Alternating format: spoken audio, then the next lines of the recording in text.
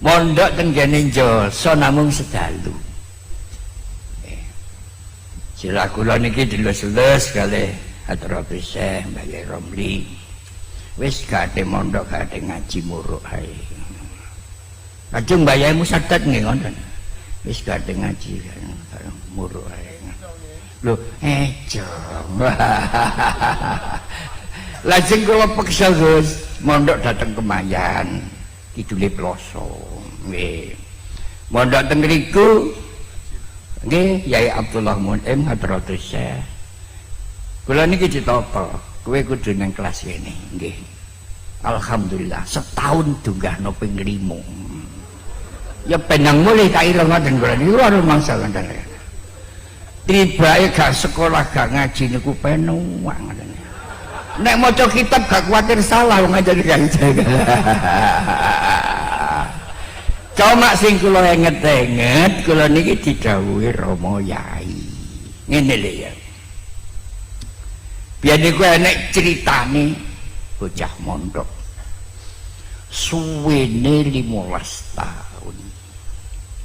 15 tahun niku nggo pondok kapan diworo alif, diworo Fatihah, ngalih nang alif lam mim, Fatihah gak iso maca.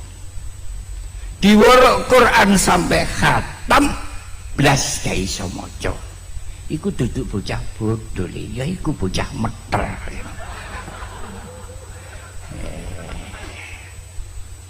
Bareng wis 15 tahun sowan nang Rama Yai. Yai, iya. Kula tak mantuk mawon. Blenger kok pondok. Nuwun sewu Yai 15 tahun niku mboten blenger. Hanya apa mulih?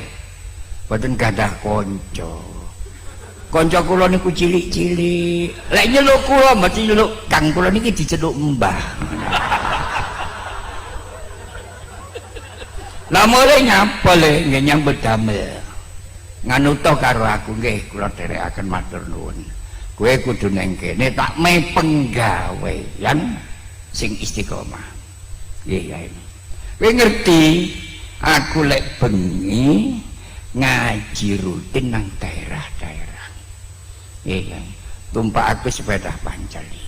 Berhubung aku wis ngunduri tuwa, aku gak tapek kelar mancal sepeda. Nek ngaji rutin aku gonceng. Matur nuwun Yai, matur nuwun. Gonceng Yai Pendalu. Bareng pun enten 6 sasi sowan. Yai, apa? Kula niki kena napa Yai? Lah mbul aku kena apa? Ngeten lho Yai, kula diwuruk ngaji mboten saged nrimo, joge gonceng panjenengan niku lho Yai. Napa Quran sing panjenengan waos sak maknane kula apal.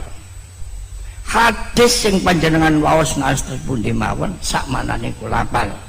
Napa sing panjenengan dawuhaken dodho kula niki enten rekamane lengkap. Dawuhe Yai yaiku sing diarani futuh. Atimu dibuka karo Allah Subhanahu wa taala. Nuwun sewu Yai. Umpama jenengan enten panggenan kok mboten saged rawuh, insyaallah kula saged ngganteni.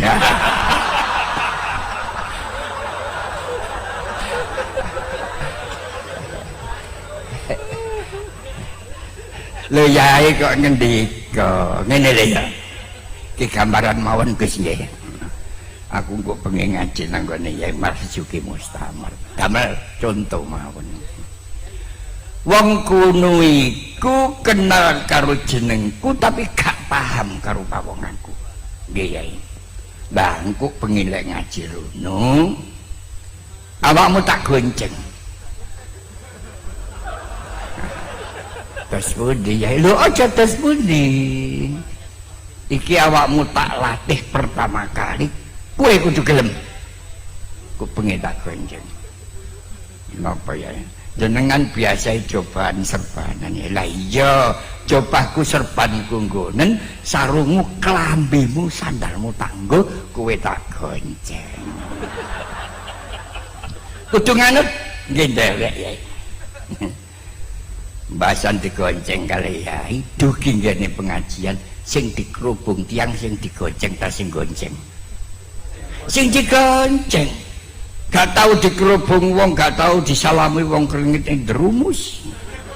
Atine muni, wah ngene rasane dadi yai nyar-nyaran.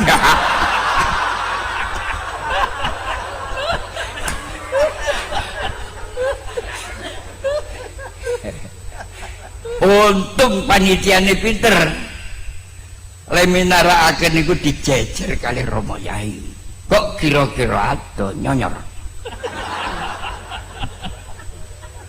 Diluk-diluk Yai dawuh, golek jenengku disebut karo protokol kowe sing munggah. Pangestune Yai. Lha niki pangestune. Mboten matur nggih, pangestune Yai. Terus ngoten. Bahasan asmane Yai disebut sing ten podium santrine. Sak monten sing diarani foto ridane Rama Yai. Woleh ngaji puji kali Yai. Sing gak kenal niku mantuk-mantuk, hebat ngajine. Sing kenal godheg-godheg. Sing kenal godheg-godheg. Rumah saku nek Yai jenenge iku ya wis sepuh. Lah iki jek enom. Tanggane jawab gak tepak. Anjene Yai yang ngono kadang tuwek kadang enom.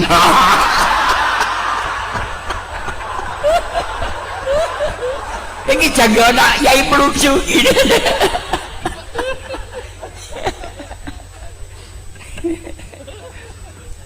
Bahasan ngoten pun selesai pinarak jejer kali Yai.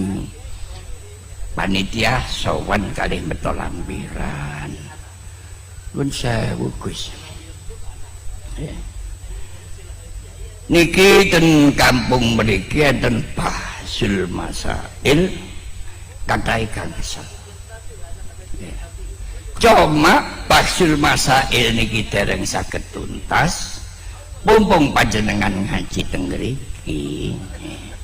Dadi niki nyuwun panjenengan tuntasaken. Biasa gak iso maca. Pundi Bahsul Masaile diaturno. Iso maca.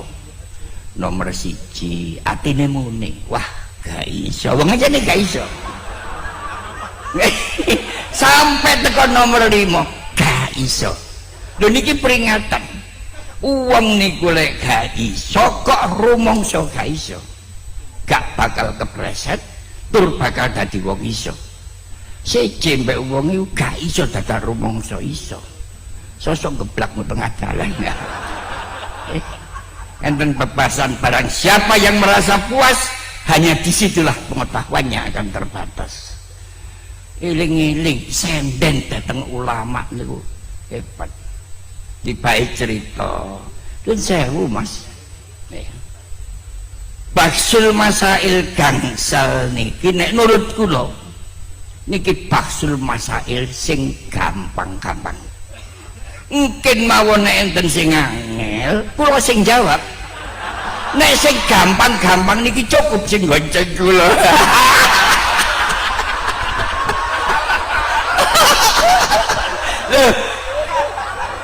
Dua sandal dan ulama di gereja kan dulu.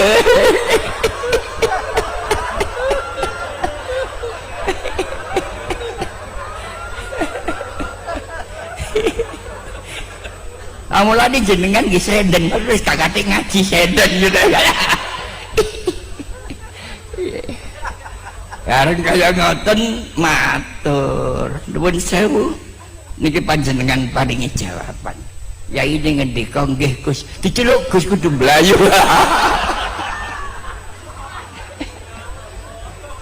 Lajeng cerita Yai nuwun sewu derek. Kula niki nepati napa sing dadi rembake Gus, kapure jawab masail gangsal niki. Pindah jawab ngeten kitab niki sampai teko nomor 5. Ingrehne wong kemalan ilingan oleh foto padha karo ngaji kitab 5 salungguhan.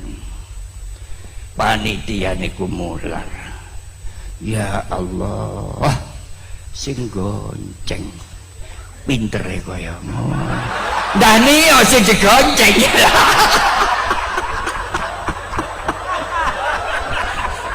ngoten iki kali mular ditutupi ndane ya lak kucruk ya mamulane sak kucruk-kucrukane pokoke gantung nduk kiai lho kan dadi NU insyaallah oleh barokah kiai pun boten suwe-suwe niku mawon